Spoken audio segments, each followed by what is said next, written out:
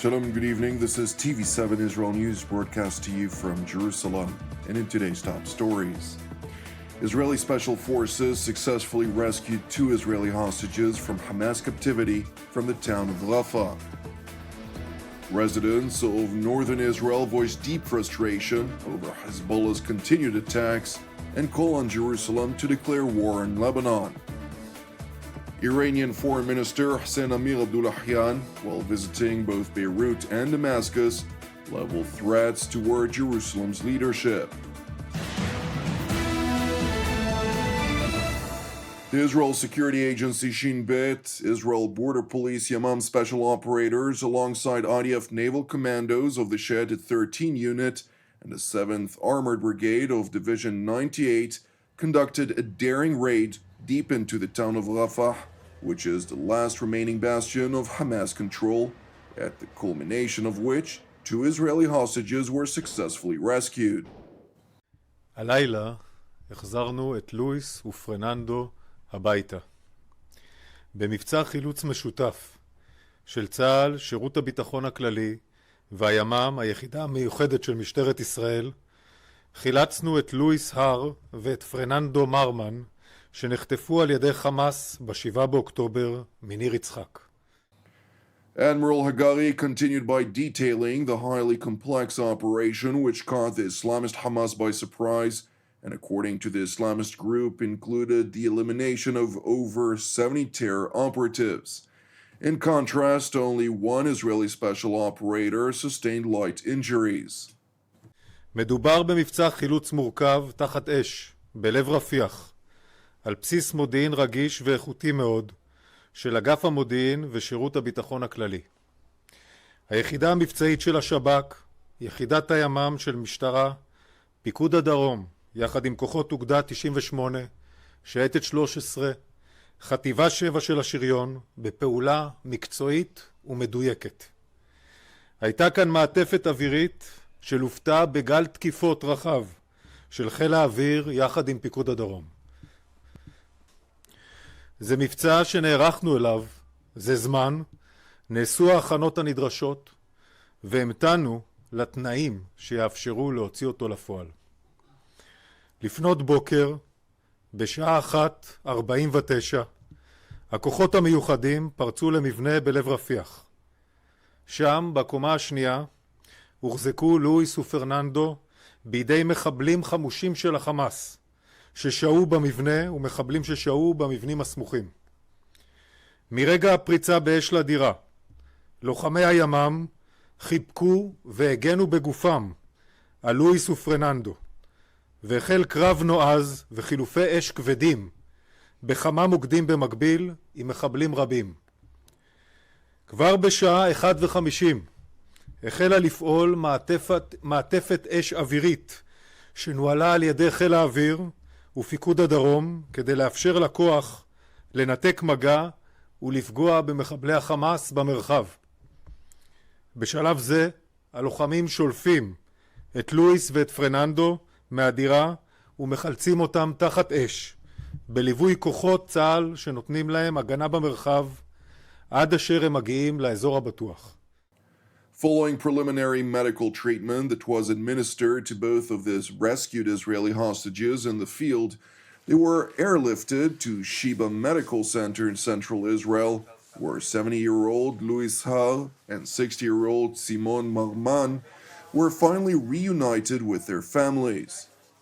I'm very happy to announce that this night 2 released hostages landed here at Sheba Medical Center, Israel's largest hospital. They were received in our ER, and initial examination were conducted by our ER staff, and they are in a stable condition, and we intend to continue and follow them up for the coming days until we'll be for sure clear of their medical situation.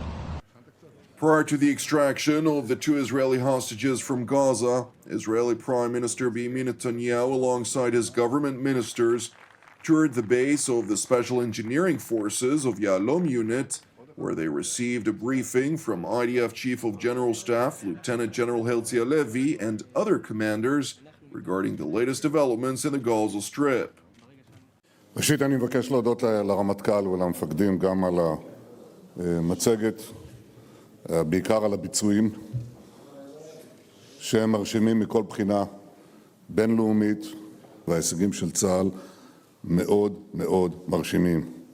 אנחנו בדרך לניצחון. זה ייקח עוד זמן, זה נאמר נכון, אבל זה לא ייקח שנים. בניגוד למה שאומרים. זה בהישג יד. זה קרב קשה, אבל קרב שבו אנחנו מנצחים. Netanyahu went on to articulate Jerusalem's intentions for the day after the war in the Gaza Strip. אנחנו רוצים בעצם להביא לפירוז של הרצועה, והדבר הזה מחייב את השליטה הביטחונית ואת האחריות הביטחונית העליונה שלנו. אני אומר על כל השטח מערבית מהירדן, כולל רצועת עזה, אין תחליף לזה בעתיד הנראה לעין, ואנחנו אומרים את זה גם לקהילה הבינלאומית, גם לנשיא ארצות הברית, גם לכל המנהיגים, אין תחליף לזה. כלומר, תמיד תהיה שליטה ביטחונית שלנו, ואם זה מחייב שהות בפנים, אז יהיה שהות בפנים, וזה מחייב כניסה לכל מקום, כפי שצה"ל מסוגל להגיע בכל מקום, בכל עת, זה נאמר כאן וזה גם יישמר בהמשך. The Israeli premier went on to reassert Israel's resolve vis-à-vis achieving Jerusalem's objectives for the war, while emphasizing the imperative requirement of maintaining national unity in this effort.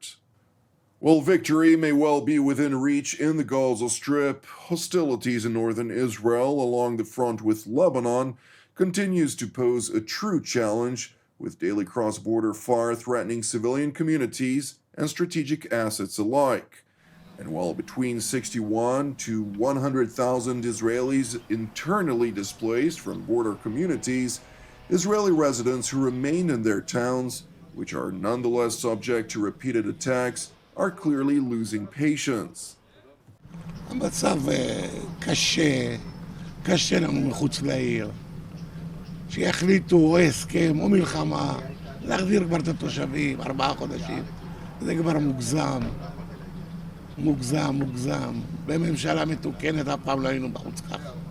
תושבי קריית שמונה לא יחזרו הביתה, כמו שאמר גם ראש העיר, אנחנו לא נחזור הביתה. אנחנו רוצים חיים נורמליים, כמו שחיים בכל מקום ומקום. לא יכול להיות מצב כזה. דרום לבנון צריכה להשתתח, חד וחלק. או שעוזבים את המקום. אי אפשר להמשיך בצורה הזאת.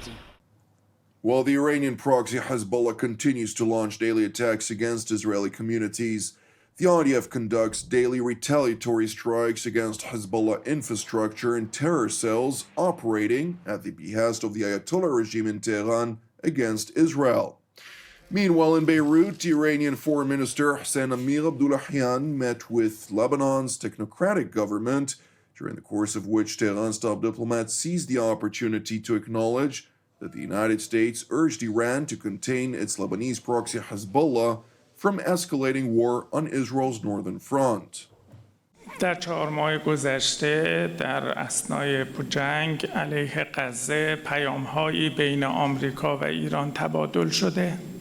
یکی از محورهای این پیام‌ها عمدتاً درخواست از ایران برای مطالبه ایران از حزب الله و عدم ورود گسترده و کامل حزب الله به جنگ علیه اسرائیل است. Minister Amir Abdollahian went on to note, irrespective of Hezbollah's continued attacks against Israel, that any full-scale retaliatory war by Israel and Lebanon would include the targeted killing of Israel's Prime Minister Benjamin Netanyahu. هر گونه اقدام رژیم صهیونیستی برای حمله گسترده به لبنان تعیین کننده روز پایان نتانیاهو و پایان وضعیت فعلی در منطقه خواهد بود. After visiting Beirut, Tehran's top diplomat traveled to Damascus, where he met with Syrian President Bashar al-Assad, as well as his Syrian counterpart Faisal Mikdad, respectively. Subsequently, during a press conference, Damascus's top diplomat reiterated his country's aspiration to reconquer the Israeli Golan Heights, while ousting the United States and Turkey from Syrian soil.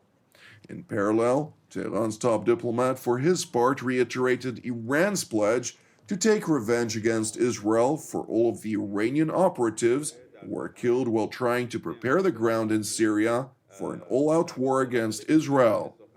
تاکید میکنم در منطقه هیچ اقدام رژیم صهیونیستی بدون پاسخ نمانده است.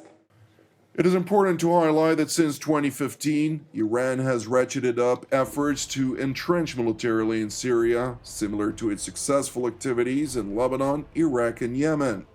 Nevertheless, Israeli resolve as part of the so-called campaign between the wars, which included hundreds of aerial strikes attributed to the Israeli Air Force, essentially thwarted Iran's aspirations to date. Thank you for watching TV7 Israel News. It is important to highlight that TV7 Israel is a donation-based, non-profit ministry with all of our productions available free of charge. Therefore, if you're blessed by our daily updates and would like to help us bear the costs, please consider making a donation. You can do so by visiting our website, www.tv7israelnews.com. Separately, I'd like to encourage you to pray for the peace of Jerusalem and salvation of Israel. I'm Jonathan Hessen wishing you a Shavua Mevorach, and God willing, we'll see you during our upcoming TV7 Israel updates. Until then, Shalom from Jerusalem.